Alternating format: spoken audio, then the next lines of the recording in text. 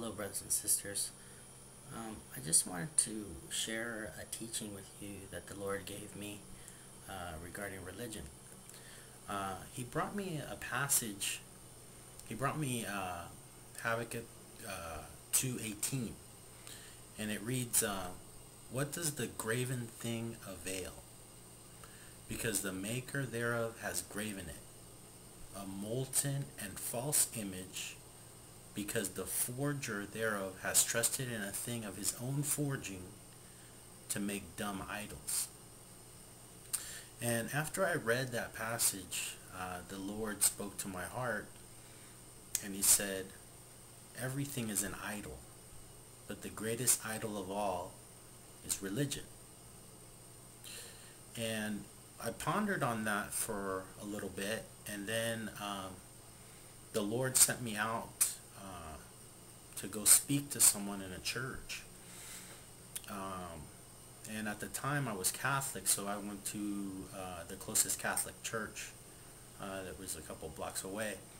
And when I got there, the Mass had just ended, and I thought that I needed to speak to the actual priest there, so I waited for him, and I went up to him and I said, "Father, I have a very heavy heart, and I need to speak to you about something that's very urgent."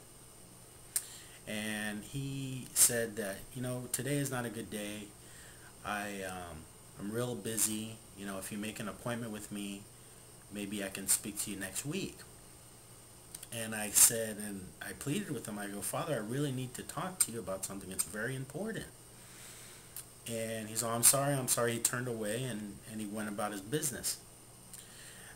So I was kind of surprised, because I told him that I had a heavy heart. I mean, for all he knows, I want to commit suicide, and then this guy doesn't want to talk to me. I just didn't make any sense to me. So I got in the pew, and I sat down, and I started to pray, and I asked God, why did you send me here to speak to this man that he doesn't want to speak to me? And while I was praying, all of a sudden I get a tap on the shoulder. And this woman comes up to me, and she says, "Excuse me, are you here to speak to the Father?" And I told her, "Ma'am, yes, I am here to speak to the Father, but he doesn't want to speak to me." And then she goes, "Well, he's talking to this one lady, but if you wait, I'm sure he'll speak to you." And then she turned around, and when she turned around, all of a sudden my spirit said, "Ask her if she's a sister." So I turned to her, "Excuse me, ma'am, are you a sister?" And she turned back at me, kind of surprised, and she says, "Yes, I am, except I'm retired." And the reason it was kind of amazing to me is because she was just dressed in regular clothes. She wasn't wearing a habit or anything like that. So I said, "Ma'am, will you speak to me?" And then I spoke to her, and I explained to her what I had been going through. And through it all, I basically told her, I go, I don't even know why we call this man Father.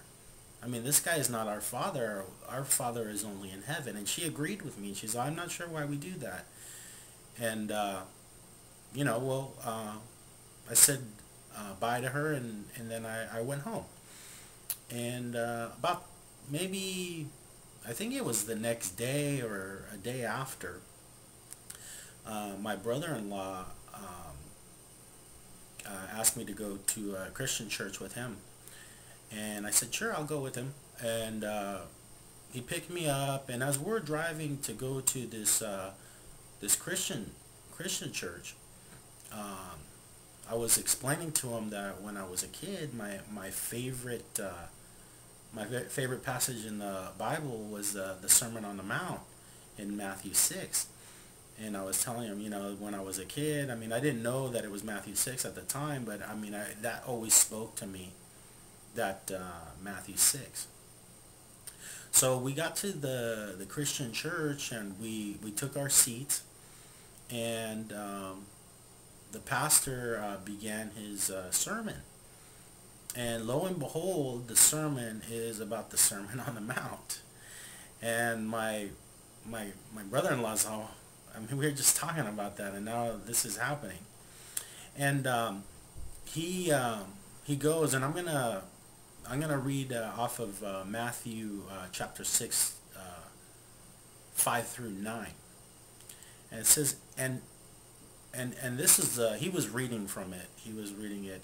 And when you pray, you shall not be as the hypocrites that love to stand and pray in the synagogues or in the corners of the streets, that they may be seen by men. And men, I say to you, they have received their reward. But thou, when thou shalt pray, enter into thy chamber, and having shut the door, pray to thy Father in secret, and thy Father in secret will repay thee. And when you pray, speak not much as the heathens, for they think that in their much speaking they are heard. Be you therefore not like them, for your Father knoweth what is needful for you before you ask.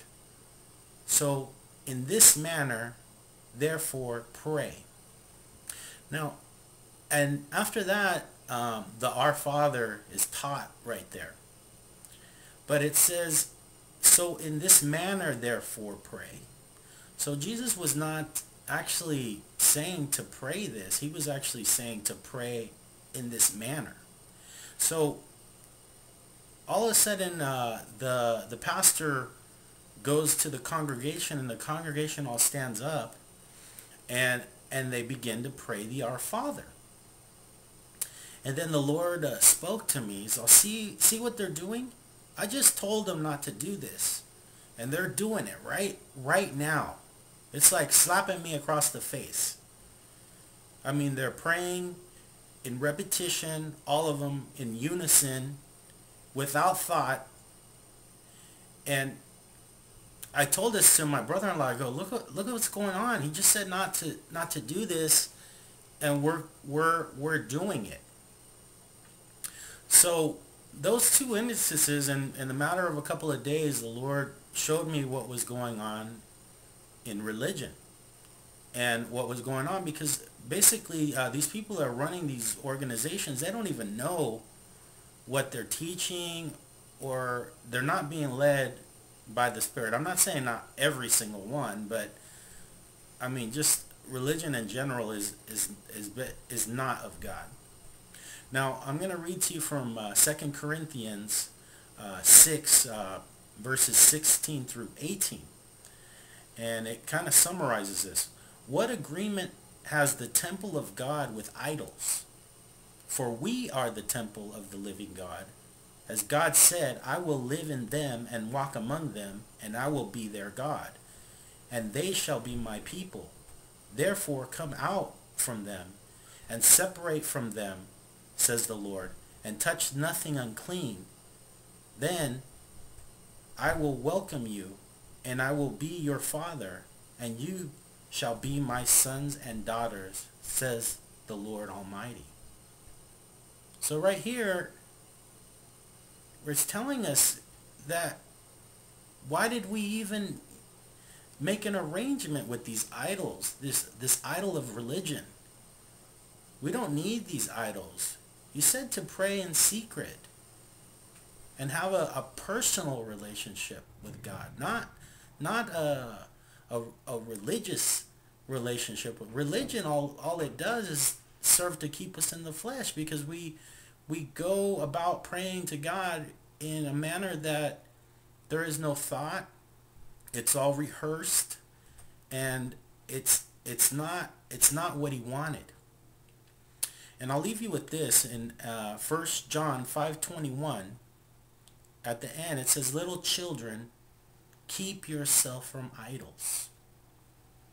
So I hope this helps someone out there that is looking for answers, because these idols are definitely something that was placed here by man, and God has nothing to do with these idols.